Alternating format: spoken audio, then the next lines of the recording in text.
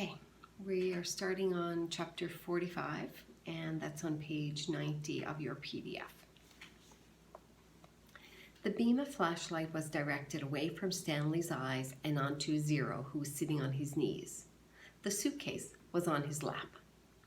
Mr. Pendanski was holding the flashlight. Mr. Sir stood next to him with his gun drawn and pointed in the same direction.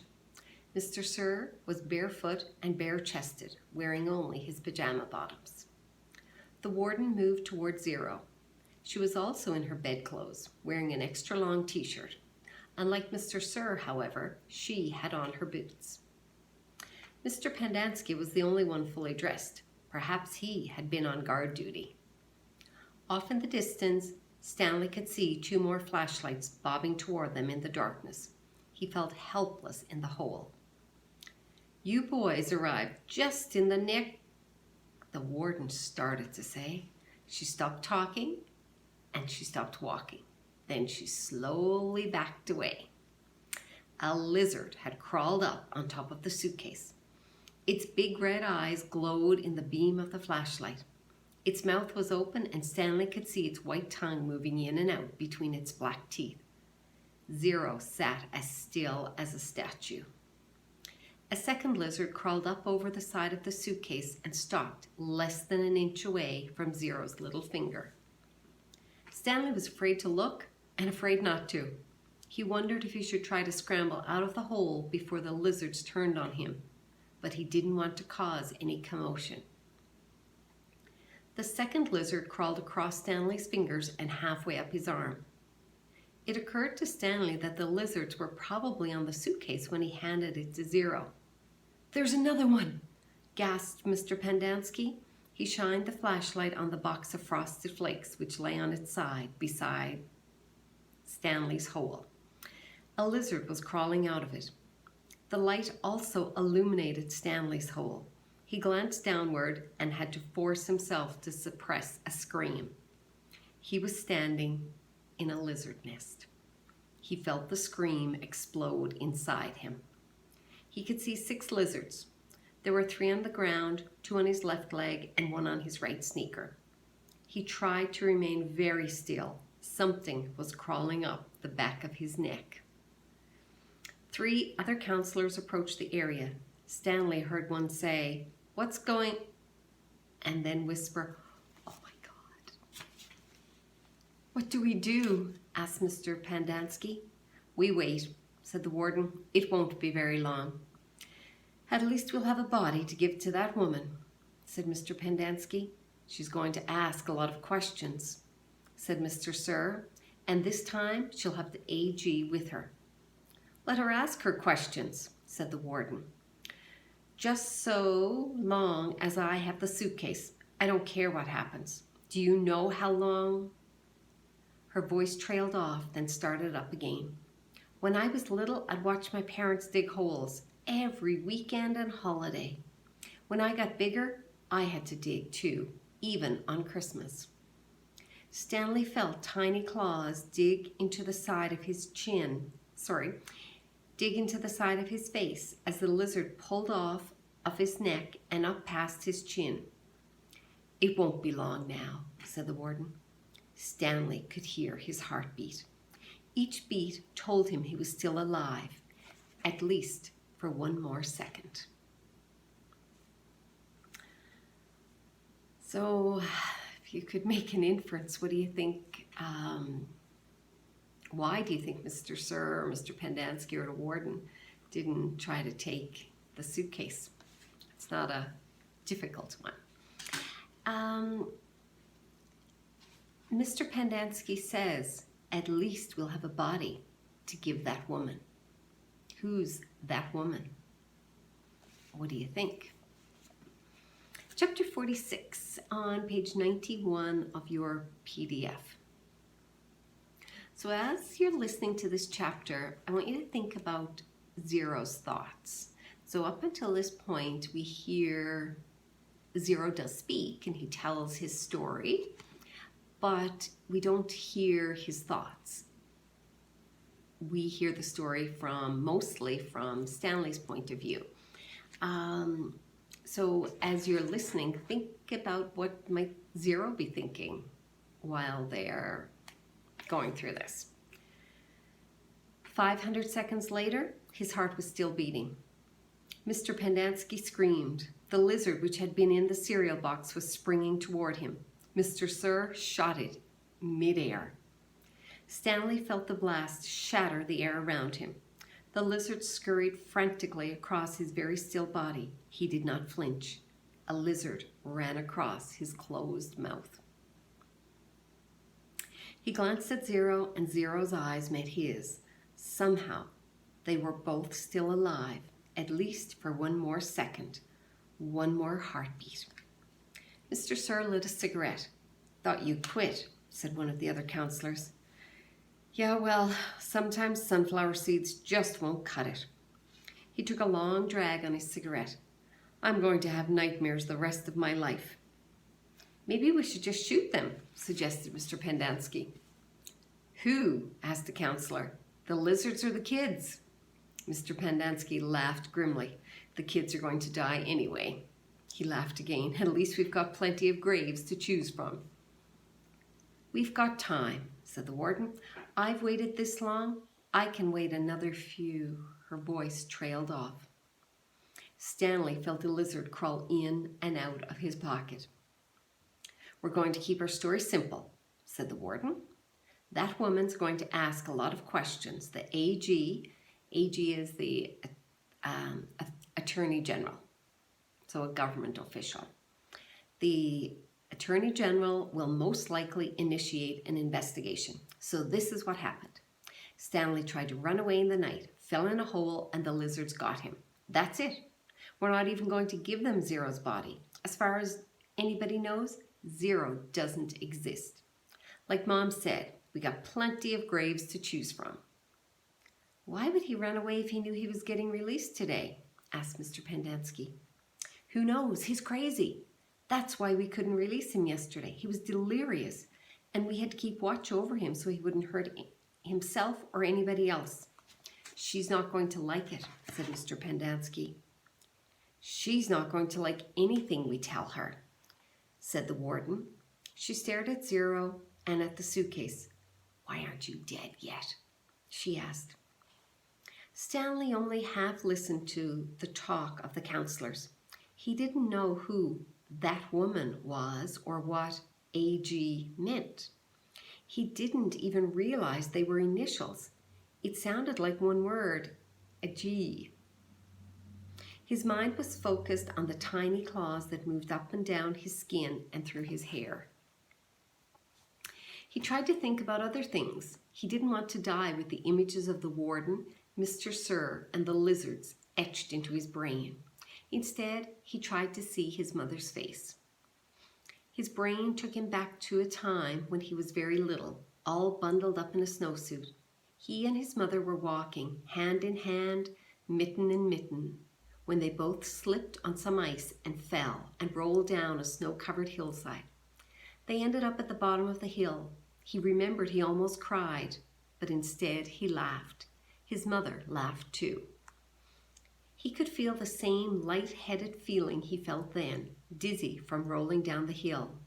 He felt the sharp coldness of the snow against his ear.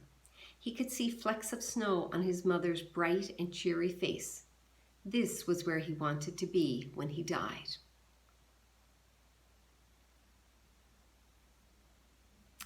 "Hey, caveman, guess what?" said Mr. Sir. "You're innocent after all. I thought you'd like to know that. Your lawyer came to get you yesterday. Too bad you weren't here." The words meant nothing to Stanley, who was still in the snow. He and his mother climbed back up the hill and rolled down again, this time on purpose. Later, they had hot chocolate with lots of melted marshmallows. "It's getting close to 4:30, said Mr. Pendanski. "They'll be waking up." The warden told the counselors to return to the tents. She told them to give the campers breakfast and to make sure they didn't talk to anyone. As long as they did as they were told, they wouldn't have to dig any more holes. If they talked, they would be severely punished.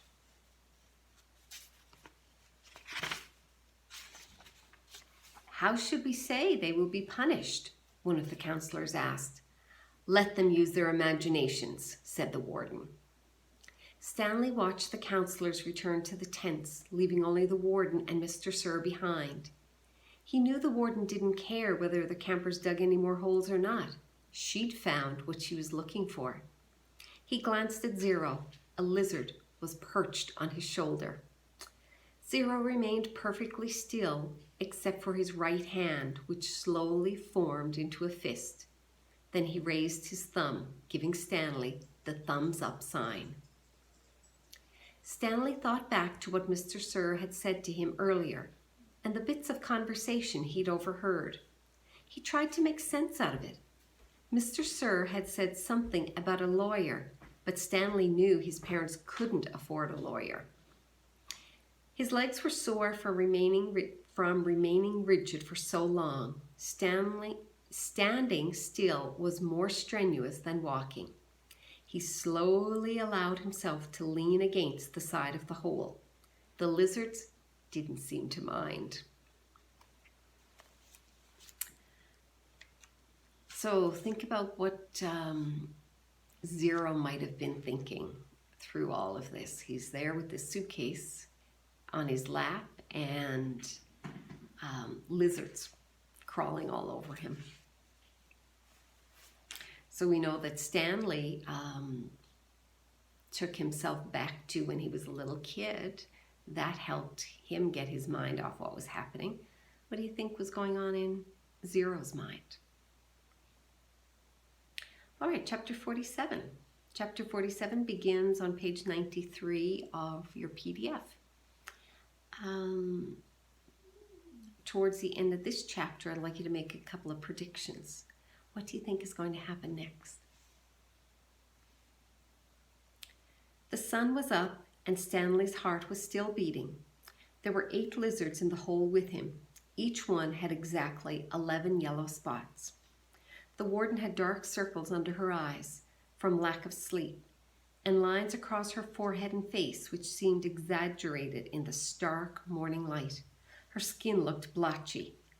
Satan, said Zero. Stanley looked at him, unsure if Zero had even spoken or if he'd just imagined it. Why don't you see if you can take the suitcase from him?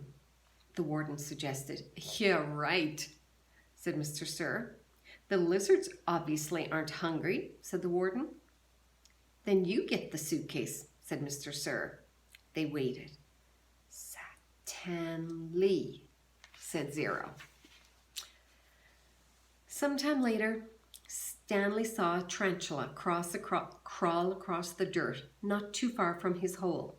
He had never seen a tarantula before, but there was no doubt what it was. He was momentarily fascinated by it as its big hairy body moved slowly and steadily along. Look, a tarantula, said Mr. Sir, also fascinated. I've never seen one, said the warden, except in... Stanley suddenly felt a sharp sting on the side of his neck. The lizard hadn't bitten him, however. It was merely pushing off. It leapt off Stanley's neck and pounced on the tarantula. The last Stanley saw of it was one hairy leg sticking out of the lizard's mouth. Not hungry, huh? said Mr. Sir. Stanley tried to return to the snow, but it was harder to get there when the sun was up. As the sun rose, the lizards moved lower in the hole, keeping mainly in the shade. They were no longer on his head and shoulders, but had moved down to his stomach, legs, and feet. He couldn't see any lizards on Zero, but believed there were 2 between Zero's knees, shaded from the sun by the suitcase. How are you doing? Stanley asked quietly. He didn't whisper, but his voice was dry and raspy. My legs are numb, said Zero. I'm going to try to climb out of the hole, Stanley said. As he tried to pull himself up, using just his arms, he felt a claw dig into his ankle. He gently eased himself back down. Is your last name your first name backward? Zero asked. Stanley stared at him in amazement. Had he been working on that all night? He heard the sound of approaching cars. Mr. Sir and the warden heard it as well. You think it's them? Asked the warden. It ain't Girl Scouts selling cookies, said Mr. Sir. He heard the cars come to a stop and the doors open and shut. A little while later he saw Mr. Pendanski and two strangers coming across the lake. One was a tall man in a business suit and cowboy hat. The other was a short woman holding a briefcase. The woman had to take 3 steps for every 2 taken by the man. Stanley Yelnats, she called, moving out ahead of the others. I suggest you don't come any closer, said Mr. Sir. You can't stop me, she snapped, then took a second glance at him wearing pajama pants and nothing else. We'll get you out of here, Stanley, she said. Don't you worry. She appeared to be Hispanic with straight black hair and dark eyes. She spoke with a little bit of a Mexican accent. What in tarnation? The tall man exclaimed as he came up behind her. She turned on him. I'm telling you right now, if any harm comes to him, we will be filing charges not only against Ms. Walker and Camp Green Lake, but the entire state of Texas as well. Child abuse, false imprisonment, torture. The man was more than a head taller than she and was able to look directly over her as he spoke to the warden. How long have they been in there? All night, as you can see by the way we're dressed.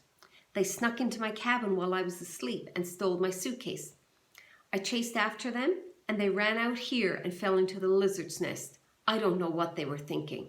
That's not true, Stanley said. Stanley, as your attorney, I advise you not to say anything, said the woman, until you and I have had a chance to talk in private. Stanley wondered why the warden lied about the suitcase. He wondered who it legally belonged to. That was one thing he wanted to ask his lawyer, if she really was his lawyer. It's a miracle they're still alive, said the tall man. Yes, it is, said the warden, with just a trace of disappointment in her voice. And they better come out of this alive, Stanley's lawyer warned. This wouldn't have happened if you'd released him to me yesterday. It wouldn't have happened if he wasn't a thief, said the warden. I told him he would be set free today, and I guess he decided he'd try to take some of my valuables with him. He's been delirious for the last week. Why didn't you release him when she came to you yesterday? The tall man asked. She didn't have proper authorization, said the warden. I had a court order. It was not authenticated, the warden said. Authenticated? It was signed by the judge who sentenced him. I needed authentication from the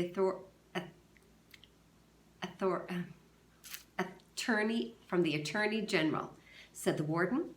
How do I know it's legitimate?